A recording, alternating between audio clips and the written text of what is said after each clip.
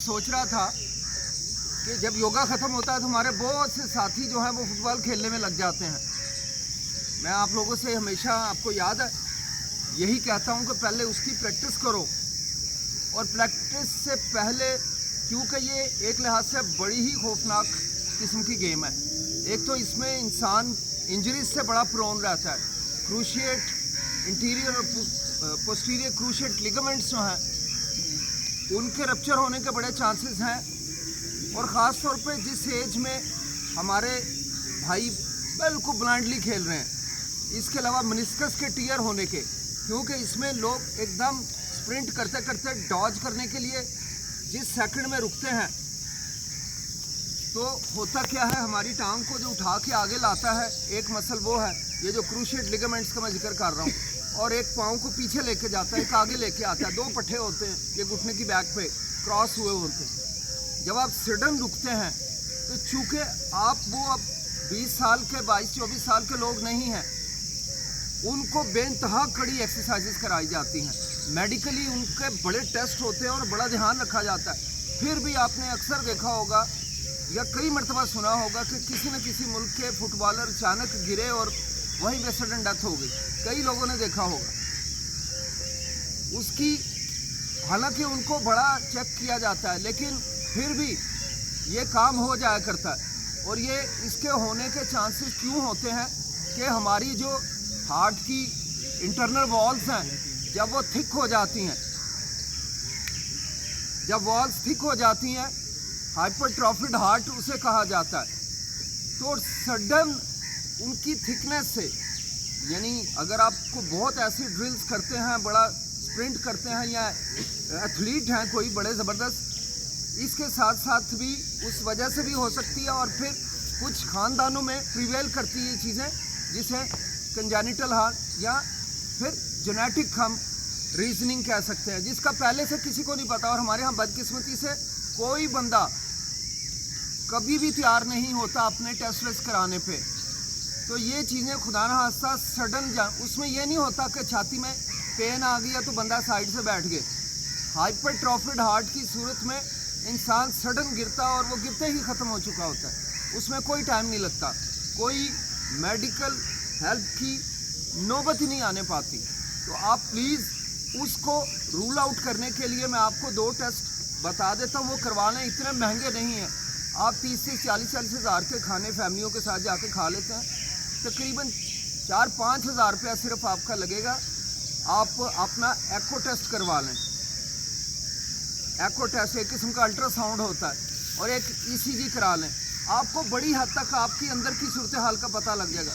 और ये नहीं कि ये 70 वाले करवाएं, 60 वाले करवाएं, 20 वाले करवाएं आजकल, क्योंकि 20 वाले बच्चे बच्चियां बहुत तेज़ी से हार्ट अटैक से अपनी जानें खो रहे हैं, और बहुत ज़्यादा होना शुरू हो गया ये, क्योंकि हमारी स्ट्रेस लेवल बेइंतहा हाई है।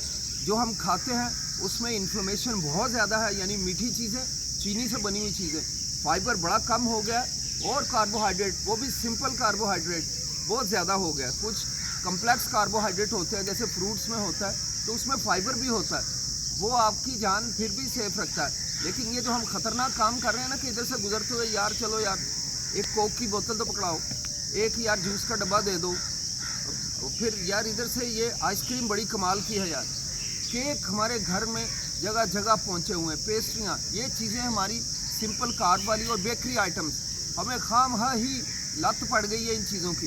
इससे क्रेविंग बहुत ज़्यादा शूट कर जाती है। तो प्लीज़ इन चीज़ों का ध्यान रखें, अपना एको टेस्ट करवा लें और एक ECG करवा लें। उसके बाद फुटबॉल खेलने में मैं कहता हूँ कि आपका हार्ट के लिहाज से आप फिर भी सेफ हो जाएंगे, लेकिन साथ साथ ये भी ध्यान रखें कि आपकी मेनिस्कस या जो क्रूशिएट लिगामेंट्स हैं इंटीरियर पोस्टीरियर, ये 2 बड़ी ख़तरनाक चीज़ें हैं। नदीम साहब उसमें से अपना एक लिगामेंट इस वजह से रप्चर करवा के 2.5-3 साल बहुत तंगी में रहे हैं। कनाडा और इधर इनके इलाज होते रहे।